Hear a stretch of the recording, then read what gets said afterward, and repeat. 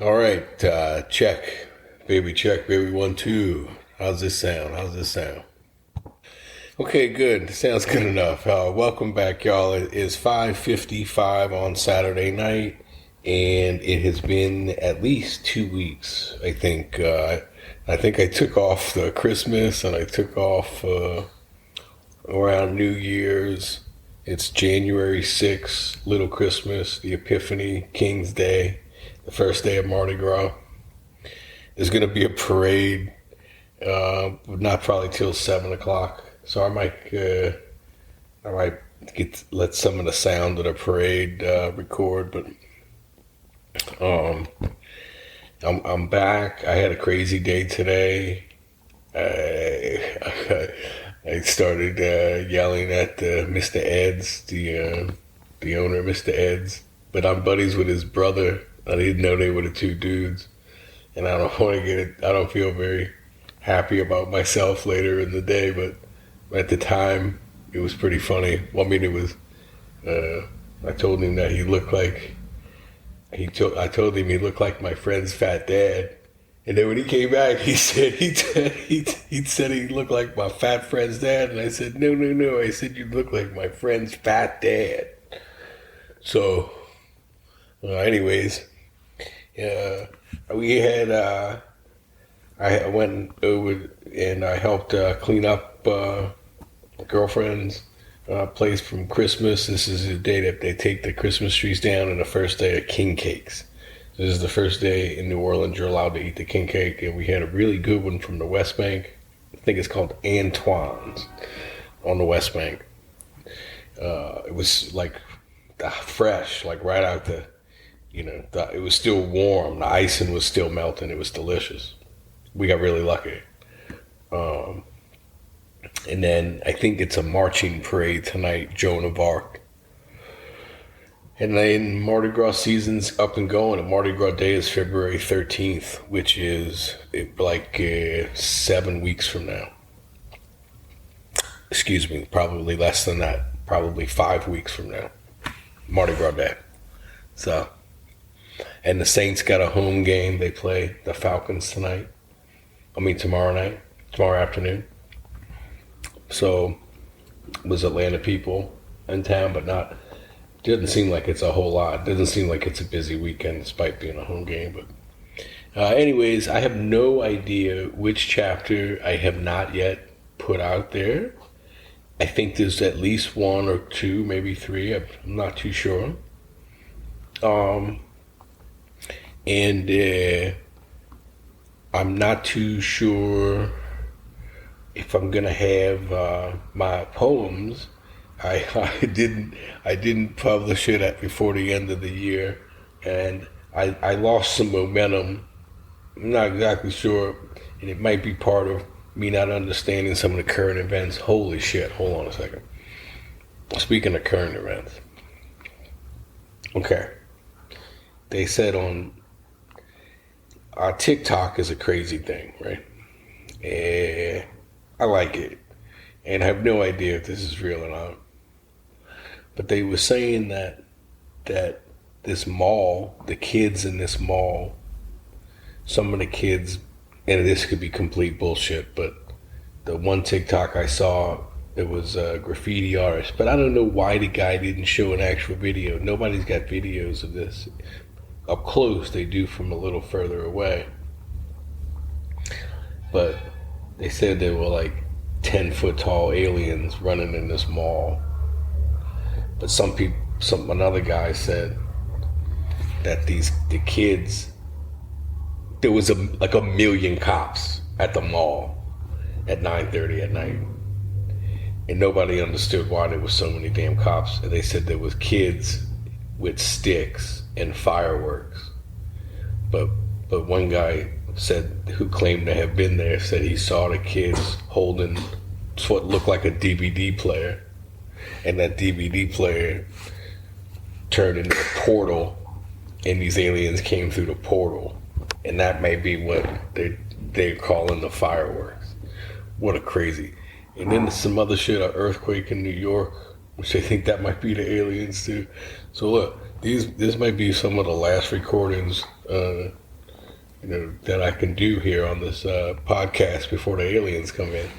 But then that makes me think, like, of all of these different girls that we've gone through. Let's see, what episode are we on? All of these girls I went on the dates with, like, were any of them aliens? Like, I didn't. One girl that stands out that I didn't write about. Her last name was Savage. She was every inch of her last name. The first time she kissed me, her face touched my face, and I swear it felt like she had a beard. But she was a full woman. Like, it wasn't. I'm almost positive there were no masculine, because we had a lot of sex. But she was like a whole nother breed. She was like a whole nother breed of person. Okay, so this would be podcast 15. I'm gonna publish podcast 15 tonight. I'm 6 minutes in on this introduction. It's the longest I've talked. So, like I said, it's been a couple of weeks, and I welcome y'all back. I'm gonna shut up and get the first and go find which chapter I have not yet put up, and hope y'all enjoy. Peace. Chapter 9. McDonald's Kitty. When you really bout it, don't say shit. Mac Miller. Certain phrases used by past flings haunt me each day, but mostly at night. I sleep better after jerking off, and if I start thinking about one of these young ladies and don't jerk off, I won't fall asleep. I'm hooked on the snapshots I retain, and can use those as jump-off points to start the next fantasy. I've been shape-shifting dozens of young ladies, stringing together memories into one clip capable of getting me off. Every time I think about the casino Laura asking me, "Are you going to feed it to me?" I feel guilty for not writing down the scene. I favorited her profile because she seemed down to earth. A UNLV Hotel College senior and possibly on the soccer team. She moved to Vegas from Washington State, loved her car and a new puppy. Her parents had some friends that built Vegas way back in the 60s. They employed her part-time to help watch their houses and pets, but she wanted a real job. Her family owned an Indian casino, which she had no plans to run. She wanted to do her own thing. We texted off and on for about a month before meeting for dinner. It started cute and friendly, casual back and forth, mild flirting, but mostly staying in touch. She mentioned studying for finals, then going home to see her family for the holidays, and I offered to bring her to the airport if she needed a ride. She thanked me and said she'd let me know as we got closer, but had asked her roommate already. I'm not sure if that simple gesture clinched it, or she was lonely for Christmas, but shortly afterward, the naked pictures came in a flurry.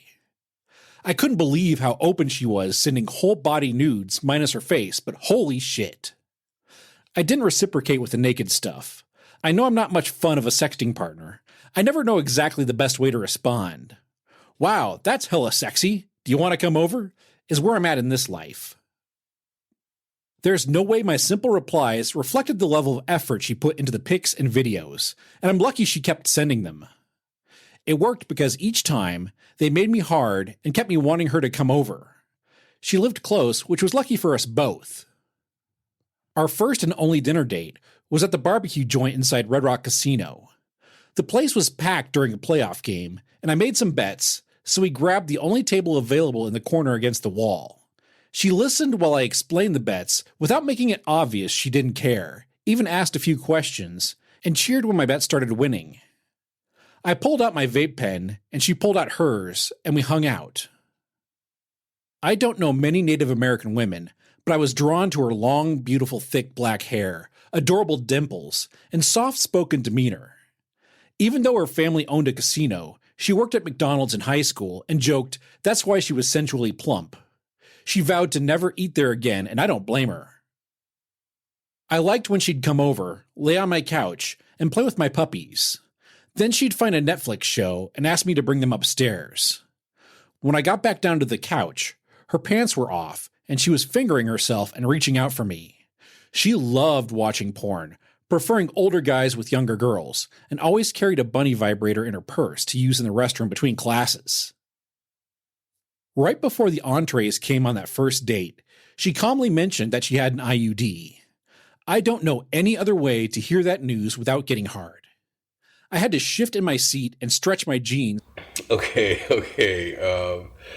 That was actually one of the funniest jokes that I told in my stand-up. I did a stand-up comedy class in Vegas and a showcase at the Jackpot Lounge, like on South Decatur or some shit, South Rainbow, South Jones, one of those, and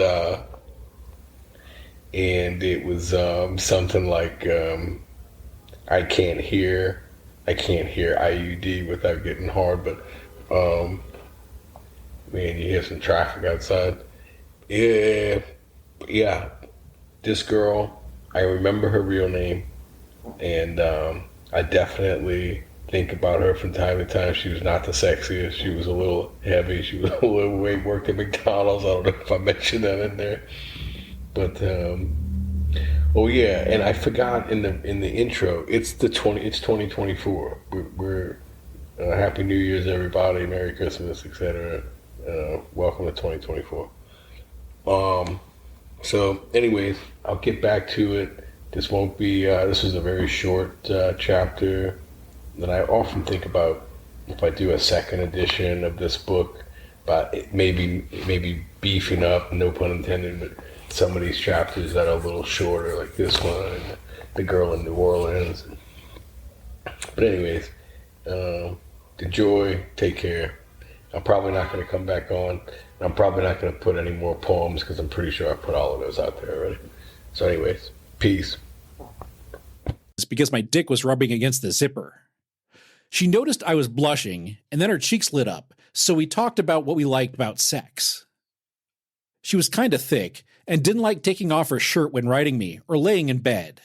I felt bad that she felt so self-conscious and tried to ease the mood by sucking on her nipples, and eventually she'd take off her top. Her skin was very pale, with several random tattoos spaced out on her body.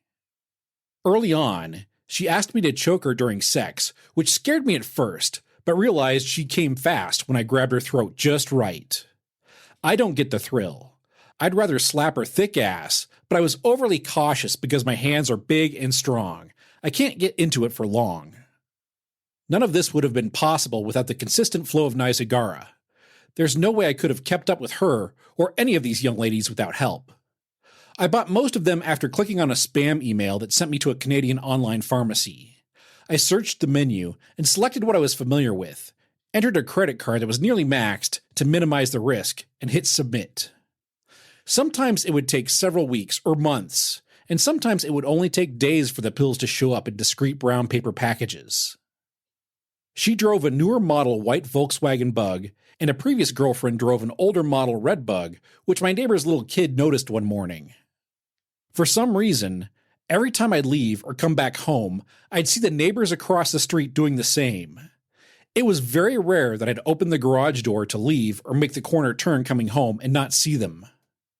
It happened at my other Vegas house, as if we shared a common schedule.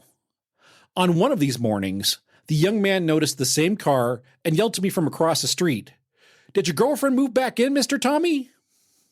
During the time I was fucking around with Casino Laura, I was also kind of fucking around with Paris, but was trying to restart seeing my favorite ex, the Supercomer. At some point, I needed to bump Laura to third place, and I told her she couldn't come over because I was fucking someone else. I tried being as cool as possible with the news, and she was gracious about it. From the list of older guys liking her post on LinkedIn, I guessed she had someone else to fuck too. She was cool with taking a break and suggested we use condoms, but it was the cheating part that mattered. As I listened to her offering her body for me to take out my frustrations, I wondered how much of a mistake I was making. But maybe she already knew I'd fail in chasing a woman who didn't want me back and was giving me options to fall back on. I'm the luckiest dude I know, despite doing dumb shit. And so damn grateful she understood, because I was begging her to come over less than 2 weeks later. I flew to San Diego to see the puppy's mom for a couple nights, then drove to Vegas for one night, and that was it. The supercomer and I split for good on a Tuesday night in March, so I was texting Laura at 9:30 asking how she'd been. She recognized my desperation, and I could sense that she was busy or tied up and assumed she was with another guy. When she finally showed up, I could see that she'd come straight from the gym. Her hair was a sweaty mess, and I offered some water. Her spin class started late, and she was sorry for not replying sooner. She couldn't sleep over because she needed to let her puppy out, but asked if she could take a shower before I could suggest it. I brought her upstairs, turned on the shower, and started taking off her sweaty workout clothes. I washed and massaged her whole body, welcoming her back and thanking her for coming over. She started biting my ear before finally whispering, "You must be single again." I figured my actions spoke for themselves, said yes, and hoped she wasn't too pissed at me. She wasn't upset, and we kissed in the shower for a long time, ignoring the water bill. I remember feeling empty yet special at the same moment. My girl was gone, but the girl I was about to be inside was glad to be back.